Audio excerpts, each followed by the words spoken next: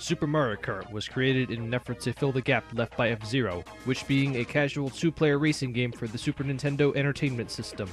After becoming the third best-selling game for the SNES, Super Mario Kart would later expand into becoming its own franchise, spawning installments for almost every Nintendo home console and handheld systems that came after the original game.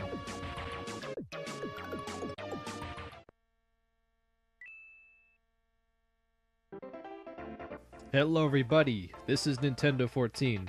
Welcome to the Year of Mario Kart. We're going to be starting things off with Super Mario Kart, the game that has started it all. Let's waste no time. For all of the Mario Kart games I'll be playing from just the entire year, we're going to be sticking with 150cc. And we're going to be racing through the Grand Prix, all the tracks. And so we have a selection of 8 characters. These are the original cast. No Wario. Instead you have Koopa. But for the Mushroom Cup, which we're going to be tackling on first right now, we're going to choose Bowser. Because there are 4 weight classes and I would like to show them off for each of the cups. So yeah, I went ahead and did some of these already, but for right now we're going to go into the Mushroom Cup. Now this game I didn't start out playing this game. I played the game that came after this, which is Mario Kart 64.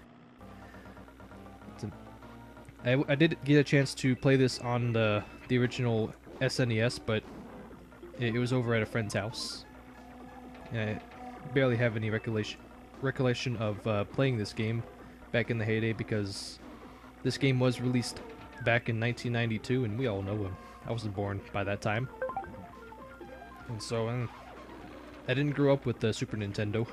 Instead, I grew up with the N64. So, as for the 150cc thing, which is we're playing right now, you will need to beat, I believe, 100cc. I don't think you have to beat 50cc in order to unlock 150, but that is a thing. When you first start out playing Super Mario Kart, you only have the option of 50cc and 100cc. I don't believe it's like that for any of the other Mario Kart games except for this one.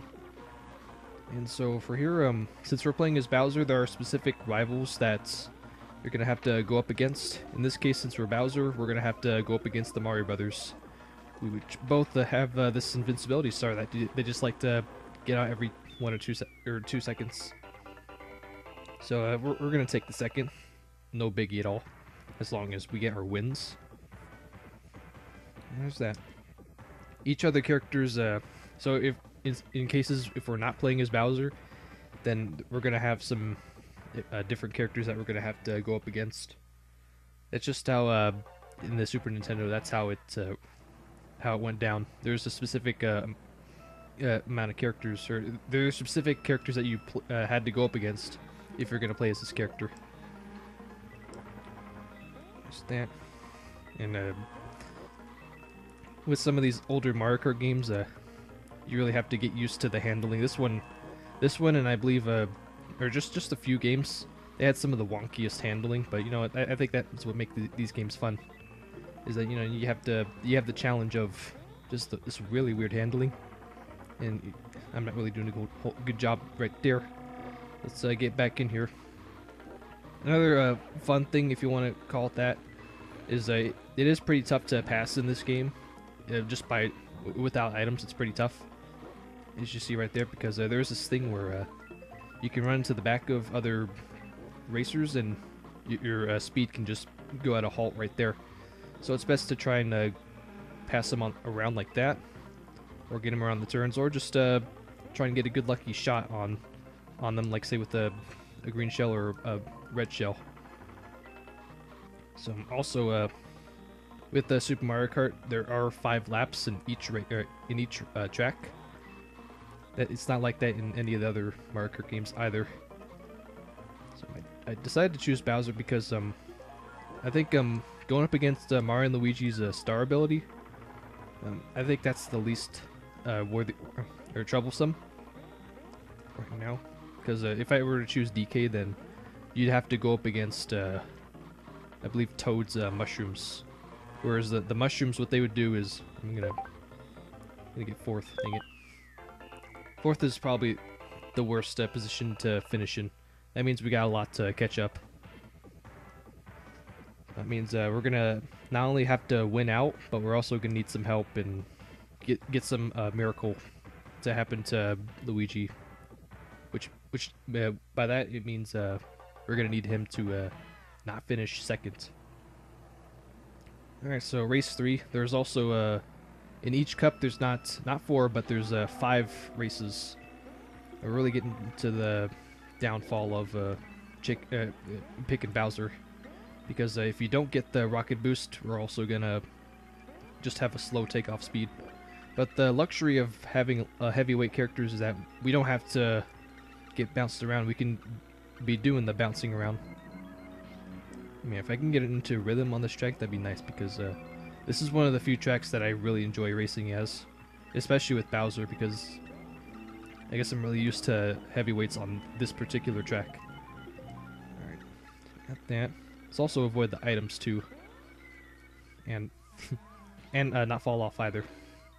Here what I like to do is if you respawn back on the track, drop whatever item you have behind you, because where like the key 2 drops you off, that's where the line of the AIs will be running in. But I don't think you only have to do that for say if you're a lighter weight.